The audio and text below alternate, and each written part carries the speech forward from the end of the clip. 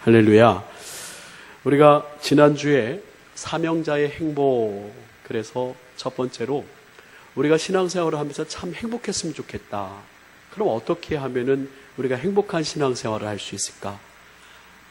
우리가 하나님을 경험하는 삶, 헨리 블랙가비 목사님의 책에서 하나님을 경험할 때 참 우리가 행복한데, 특별히 우리가 오병이어의 사건을 가지고 누가 제일 행복했을까? 하나님의 사역의 중심에 있고 하나님의 사역에 동참하는, 그래서 물로 물이 변하여서 포도주 된 그 포도주를 떠다주는 그 하인들은 알더라 하면서 그 포도주를 떠다주는 하인들이 참 행복했을 것이고, 또 예수님의 그 기적의 현장에서 예수님의 명을 받아서 떡과 또 물고기를 사람들에게 나눠주는 그 제자들 참 행복했을 것이다. 우리의 신앙생활에서도 마찬가지로 하나님의 은혜를 경험하고 체험하고 우리가 하나님을 만날 때 참으로 행복한 신앙인이 될 것이다. 그러면서 우리의 시선을 나에게로부터 들어서 우리 주님을 바라볼 때 주님의 은혜와 능력이 우리 안에 임하고 우리는 참 행복한 신앙인, 그리고 사명자로서 행복할 것이다. 그런 말씀을 나눴습니다. 오늘은 두 번째로 또 우리가 어떻게 하면 더 행복한 신앙인이 될까? 오늘 우리가 함께 읽은 너는 나를 누구라고 하느냐라고 하는 예수님의 그 질문에 우리가 답을 하면서 오늘도 이 말씀은 참 우리가 진짜 행복한 사명자, 진짜로 행복한 신앙인이 되기를 위한 너무나도 핵심적이고 중요한 말씀이구나라고 하면서 오늘 제목도 사명자의 행복 두 번째, 이렇게 제목을 정했습니다.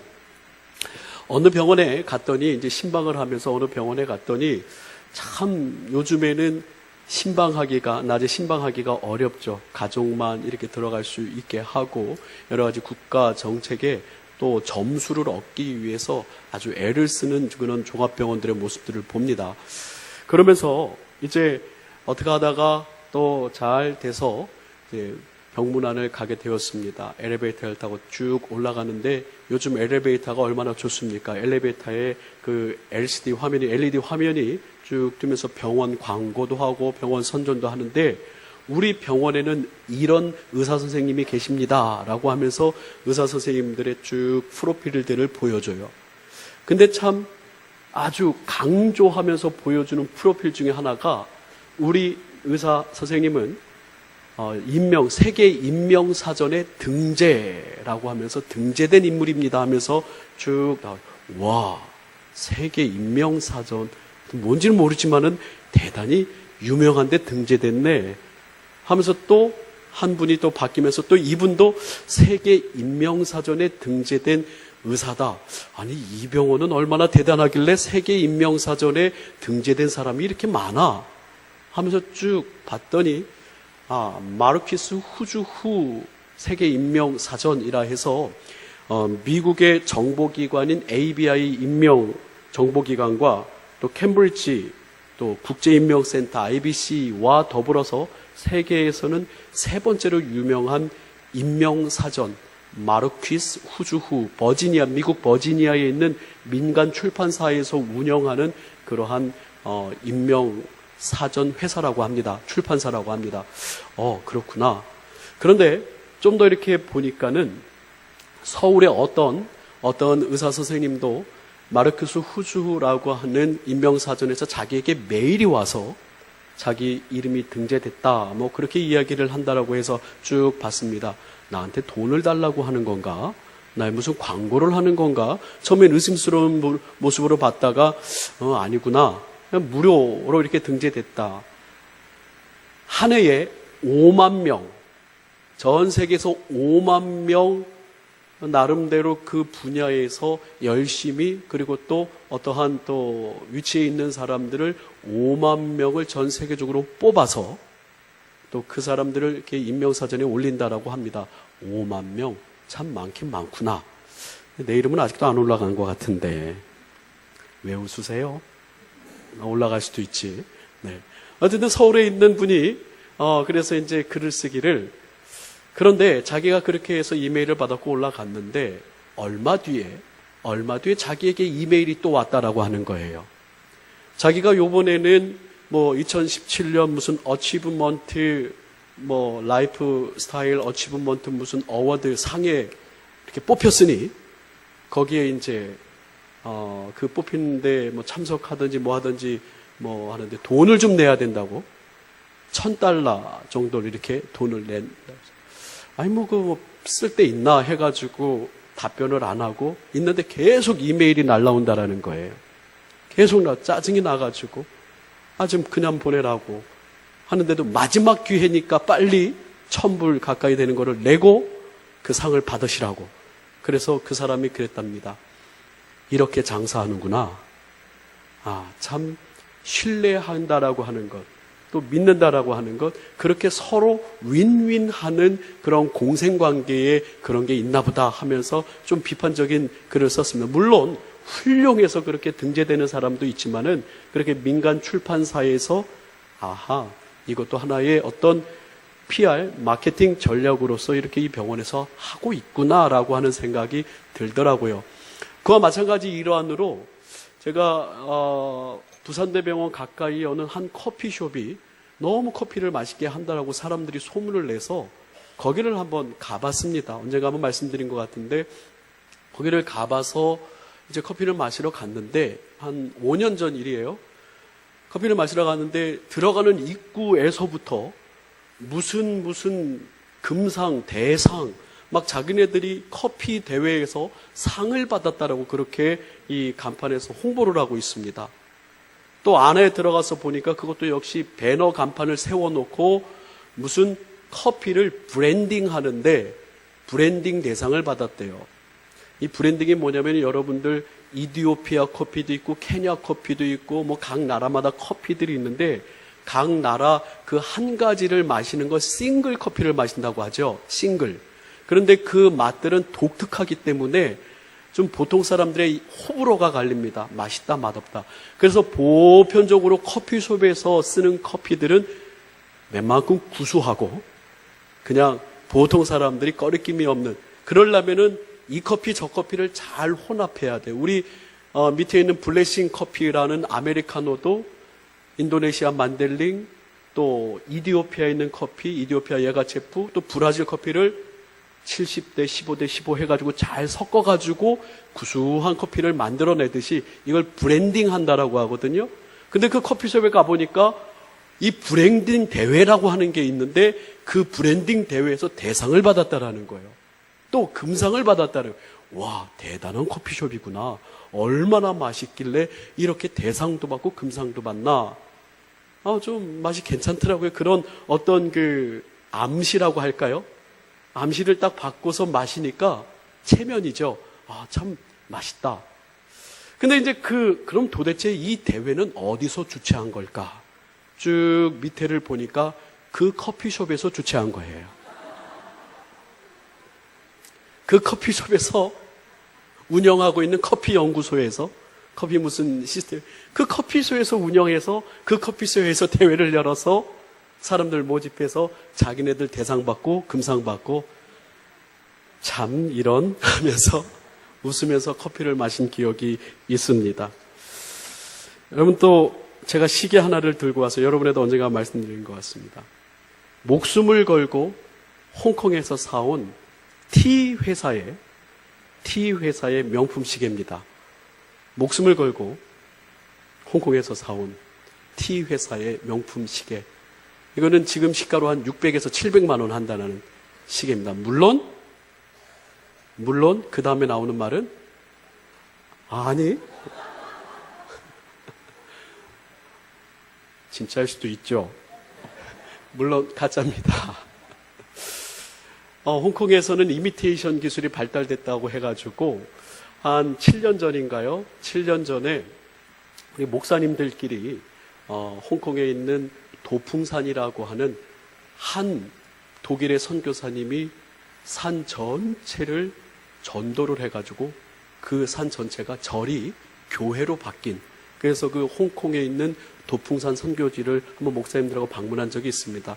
그런데 이제 홍콩을 가이드하는 이 가이드가 좀 이미테이션 하는 데를 좀 데려가서 좀 싸게 좋게 많이 샀으면 좋겠는데 절대로 안 데려가더라고요.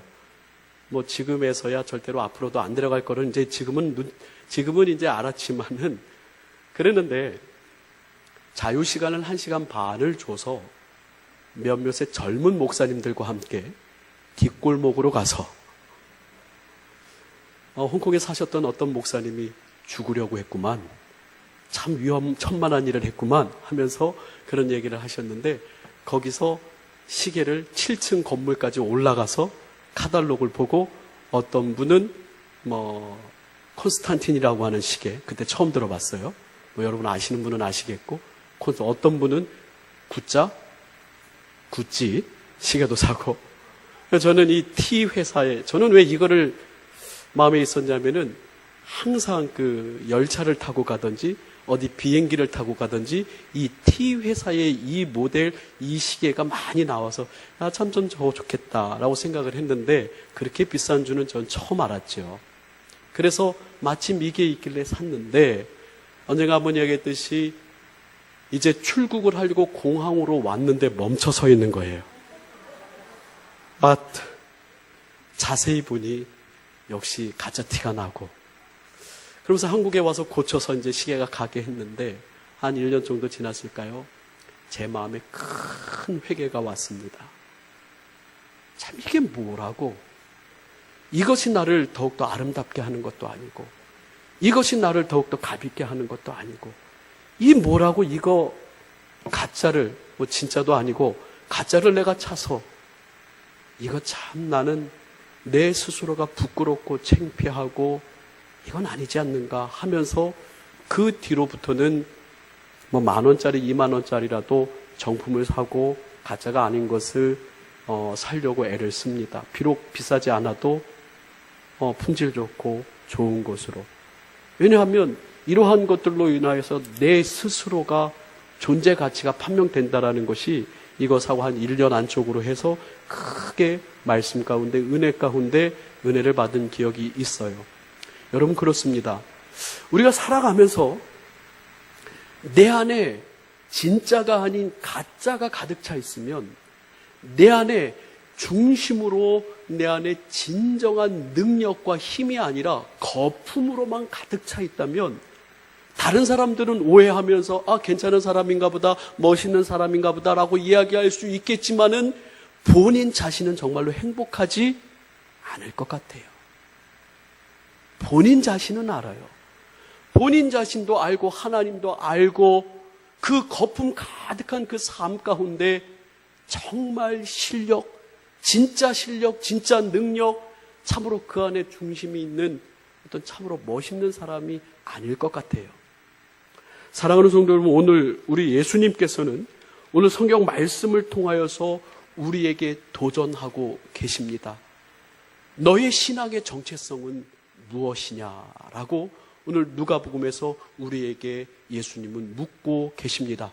예수님께서 먼저 제자들에게 물어보시죠. 누가복음 9장에 사람들이 나를 누구라고 부르냐? 18장 9장 18절에 보니까 예수께서 따로 기도하러 하실 때에 제자들이 주와 함께 있더니 물어 이르시되 우리가 나를 누구라고 하느냐? 19절 같이 한번 읽어보겠습니다. 시작. 대답하여 이르되 세례 요한이라 하고 더러는 엘리야라 더러는 옛 선지자 중에 한 사람이 살아났다 하나이다. 그렇습니다. 엘리야라고도 하고 선지자의 하나라고도 얘기합니다. 그 다음에 예수님께서는 정말 하고 싶었던 얘기를 하십니다. 자기 자신을 드러내고자 하시고자 이 질문을 하신 것도 아니고 자기가 어떻게 취급을 받는지 알고 싶어서도 아니고 예수님께서는 이 대화 가운데 이 다음 20절의 말씀을 통해서 제자들에게 무엇이 정말 중요한가를 알려주시기 위해서 이 질문을 시작하신 거죠. 우리 같이 한번 20절 말씀 같이 한번 읽어보겠습니다. 시작. 예수께서 이르시되 너희는 나를 누구라 하느냐? 베드로가 대답하여 이르되 하나님의 그리스도시이다 하니 따라해 볼까요? 너희는 나를 누구라 하느냐? 한번 옆에 분에게 이렇게 질문했으면 좋겠습니다. 당신은 예수님이 어떤 분이십니까? 당신에게 예수님은 어떤 분이십니까? 한번 다시 여쭤보세요. 당신에게 예수님은 어떤 분이십니까? 시작. 예, 옆집 동네 아저씨예요. 뭐 저랑 상관없는 분이에요. 아니요. 오늘 이 성경에서 우리에게 주시는 이 말씀은 오늘 여러분들 심령 중심에 예수님께서 던지는 질문이고, 여러분들은 이 질문에 답을 하셔야 됩니다. 이 질문에 답을 하시면서 여러분들 중심에 무슨 일을 만나든지, 어떤 사람을 만나든지, 그리고 어떤 장소에 가든지 나는 예수님의 사람입니다.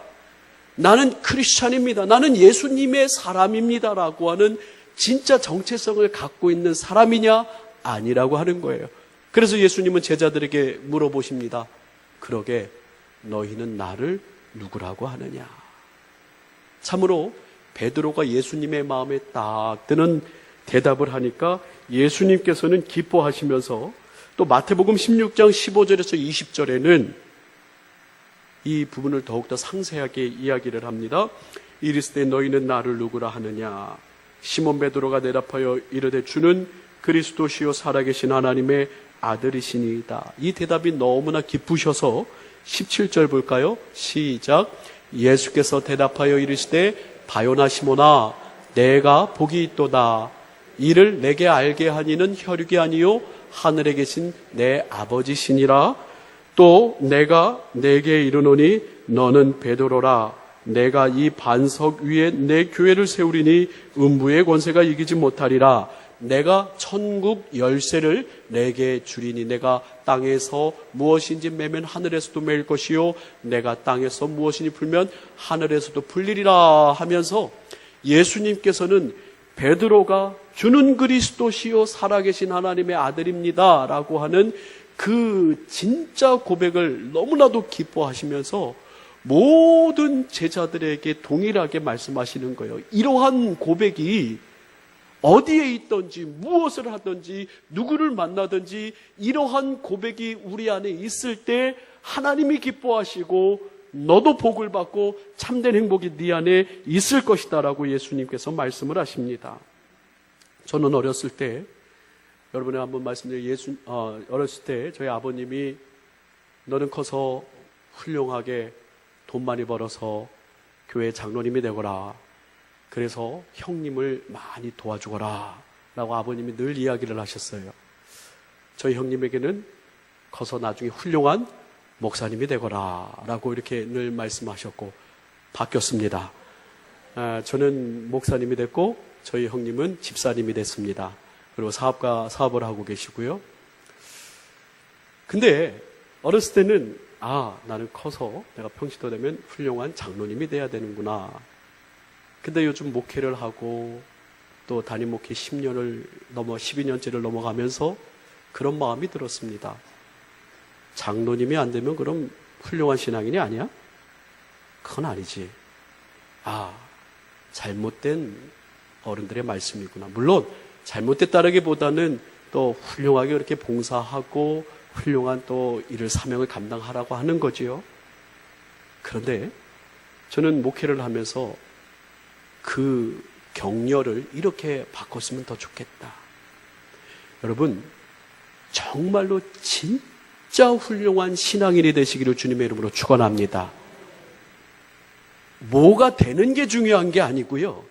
어떤 목사님이 되는 게 중요하고 장로님이 되는 게 중요한 게 아니고 어떤 성가대 지휘자님, 성가대 대장님 뭐가 되는 게 중요한 게 아니고 우리 안에 진짜 훌륭한 하나님의 백성, 하나님의 자녀, 성도, 진짜 성도가 되는 게 중요한 줄 믿습니다.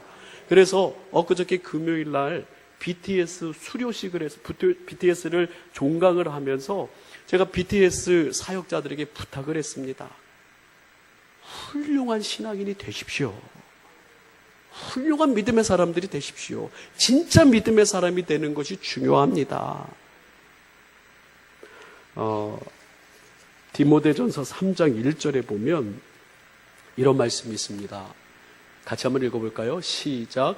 미쁘다 이 말이요 곧 사람이 감독의 직분을 얻으려 함은 선한 일을 사모하는 것이라 함이로다 라고 이야기합니다. 만약에 너희가 교회에서 직분을 얻는다라고 하는 그런 말이 있는데 그 사람은 직분의 문제가 아니라 good work, 아주 좋은 일을, 선한 일을, 영어 성경에 보니까 desire, 아주 사모하는 선한 일을 위하여서 달려가다 보니까 또 교회의 직분이 주어지고 또 사명이 주어지고 선한 일을 위해서 하다 보니까 이렇게 주님께서 사명 주신다라는 거예요. 직분을 주신다라고 하는 거예요. 그런데 우리는 거꾸로 뭔가 좀 바뀌어서 뭐가 돼야만 뭔가 좀 제대로 된 신앙생활을 하고 또 성공한 신앙, 성공? 아니요. 정말 오늘 본질에 대하여서 예수님께서 물으십니다. 다른 사람들이 뭐라는 거 말고 저 큰 교회 집사님이세요. 큰 교회 권사님이세요. 그 교회 장로님이세요.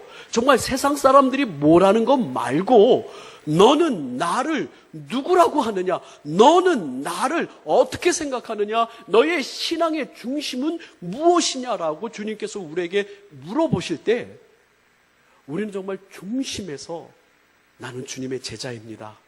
나는 예수님의 사람입니다. 라고 어디에 있든지 어디를 가든지 누구를 만나든지 우리 안에 중심의 진짜 고백이 있으면 좋겠습니다.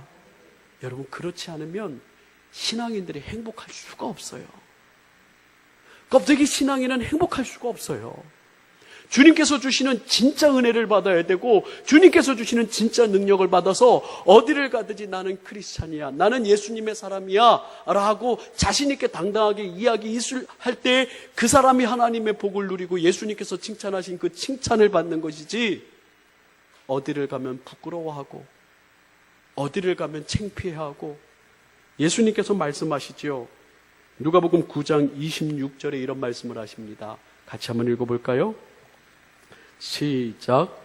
누구든지 나와 내 말을 부끄러워하면 인자도 자기와 아버지와 거룩한 천사들의 영광으로 올 때에 그 사람을 부끄러워하리라 라고 이야기합니다. 누구든지 나와 내 말을 부끄러워하면 인자도 자기와 아버지와 거룩한 천사들의 영광으로 올 때에 그 사람을 부끄러워하리라.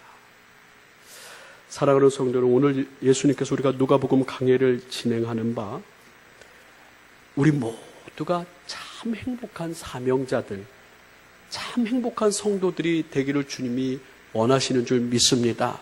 그런데 가짜는 행복하지 않아요. 이거 속으로 아무리 마인드 컨트롤을 해도 이건 진짜야, 이건 진짜야, 이건 진짜야 아무리 속으로 마인드 컨트롤을 해도 가짜는 행복하지 않아요. 이건 비싼 게 아니더라도 진짜는 당당하고 진짜는 행복하고 진짜는 멋있어요. 사랑하는 성도는 우리가 믿음의 부분에 있어서만큼은 다른 거는 뭐 다 양보하고 어떨 때는 재미로 뭐 그렇게 한다 하고 해도 다른 거는 다 그렇게 치장할 수 있다 하더라도 우리가 양보할 수 없는 것은 우리의 신앙만큼은 예수님의 질문 앞에서 담대하게 주는 그리스도시요 살아계신 하나님의 아들입니다라고 진실한 신앙의 고백이 우리 안에 있어야 될 줄 믿습니다. 여러분 사도신경 아시지요? 사도신경에 보면 우리가 예배를 하면서 우리가 대예배 때는 우리 2부 예배 때는 사회를 말로 이렇게 하지 않고 바로 순서대로 이렇게 무언 사회를 하기 때문에 안 하지만 우리가 새벽 예배며 또 수요 성경 공부 때는 이렇게 얘기하죠. 사도신경 하심으로 우리의 신앙을 뭐 하겠습니다? 고백하겠습니다 라고 그래요. 사도신경 하심으로 우리의 신앙을 뭐 하겠다고요? 고백하겠습니다 라고 하면서 예배를 시작해요. 여러분들 우리가 사도신경을 하면서 나는 전능하신 아버지 하나님 천지의 창조주를 믿습니다. 나는 그의 유일하신 아들 우리 주 예수 그리스도를 믿습니다.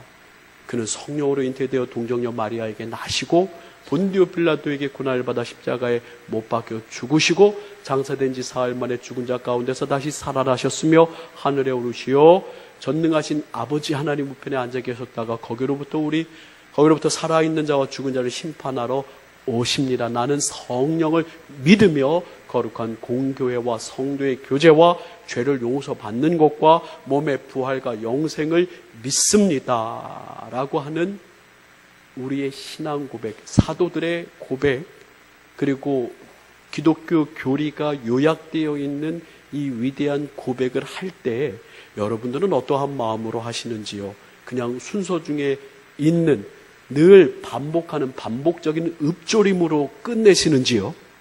아니면은 한 구절 한 구절 할 때마다 나는 성령을 믿으며 거룩한 공개와 성도의 교제가 죄를 용서받는 것과 몸의 부활과 영생을 믿습니다라고 여러분들이 진정 고백하듯이 그렇게 하고 있는지요? 말씀을 정리합니다. 여러분, 참으로 우리 동강교회 훌륭한 우리 성도님들, 장로님, 권사님, 안수 집사님, 우리 또 모든 직분자들, 여기 나오는 예배하는 우리 성도들 너무나 사랑하고 축복합니다. 그런데 더 행복했으면 좋겠습니다. 더 여러분 기쁜 신앙생활 했으면 좋겠는데요. 그러기 위해선 우리가 우리 중심에서부터 나오는 진정한 신앙 고백이 있을 때 그 사람은 어디에 있든지 무엇을 하든지 누구를 만나든지 참으로 행복한 성도일 줄 믿습니다. 사랑하는 성도 여러분, 마지막으로 우리 사도행전 3장 19절 말씀 함께 읽습니다. 시작. 그러므로 너희가 회개하고 돌이켜 너희 죄 없이함을 받으라. 이같이 하면 새롭게 되는 날이 주 앞으로부터 이를 것이요. 아멘. 너희가 회개하고 너희가 주님 앞에서 중심의 진정한 신앙인으로서 신앙을 고백하며 살아간다면 너희 안에 새롭게 되는 날이 주 앞으로부터 올 것이다. 옛날 성경에는 이 부분을 뭐라고 표현했다고요? 이같이 하면 유쾌하게 되는 날이 이를 것이다 라고 이전 번역에는 그렇게 번역을 하고 있어요. 유쾌하게 되는, 어떤 사람이요? 주님 앞에 진실함으로 나아가고 주님의 은혜를 입은, 그래서 회개하고 주님과 가까운 진짜 신앙인은 새롭게 되는 날이, 유쾌하게 되는 날이, 행복하게 되는 날이 임할 줄 믿습니다. 우리 이렇게 서로 인사하고 말씀을 마치겠습니다. 진짜 성도님, 참 행복하시겠습니다. 할렐루야. 우리 서로 행복한 신앙 생활 누리시기를 주님의 이름으로 축복합니다. 우리 함께